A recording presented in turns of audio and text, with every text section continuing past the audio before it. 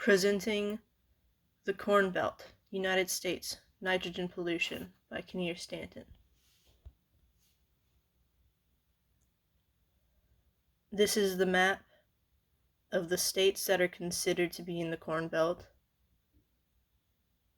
As you can see, it is mostly the Midwest. Here shows the density of corn production. Most of it is focused into the center of the Corn Belt, but it has very far reaches, as you can see in the lighter gray. The Corn Belt is an area in the Midwestern United States known for its corn production. The USDA reported in 2020 that the United States supplies 1/3 of the world's corn. The Corn Belt contributed to most of this. This is important because the high production of corn crop is assisted through the use of nitrogen fertilizer. The nitrogen that is unused by the plants then escapes into the environment, polluting it and having adverse effects.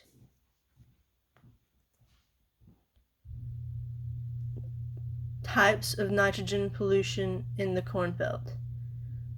Leftover nitrogen drains into bodies of water and groundwater in the form of nitrate, which is NO3 negative.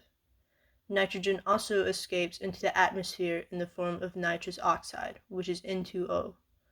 These pollutants come from the soil and are emitted into the air or carried via water downstream into larger water sources. This is how nitrogen escapes into the environment.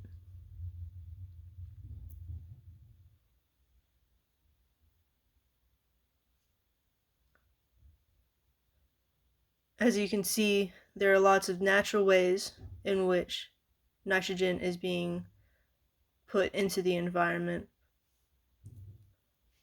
but there's also unnatural ways which are being caused by humans and agriculture. Over here you can see the acidification of water and eutrophication.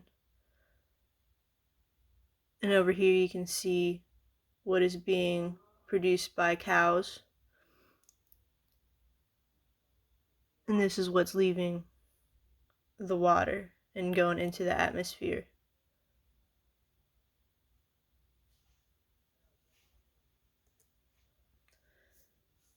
Agriculture. The agriculture industry is the main source of nitrogen pollution in the Corn Belt region. The nitrogen in animal manure and chemical fertilizers are necessary to grow crops.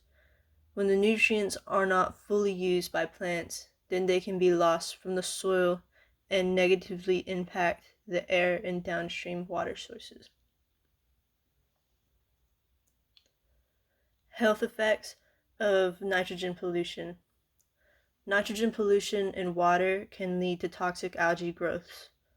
This algae can then get into our drinking water and causes harm, especially to newborns, because their immune systems are not as developed as adults.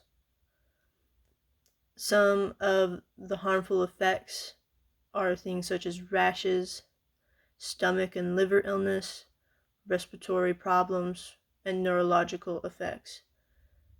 When the groundwater is polluted, it increases the scope to a much broader population, because the health effects can be from anything from swimming in a lake that has a toxic algae growth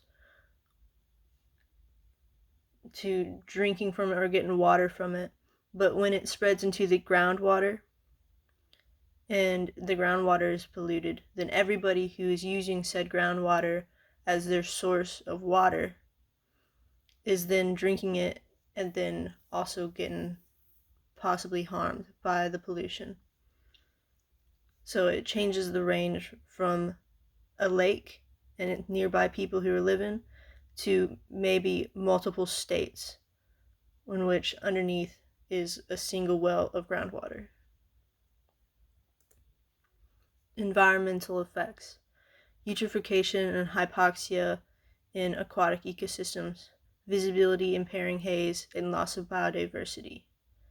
As you can see from the previous slide over here, Right here is the acidification of water and eutrophication. And if you look, it doesn't look very healthy, because these ecosystems struggle to support life under these conditions. And when these ecosystems break down, our ecosystem also struggles, because as a little effect of the area around us not being able to support life.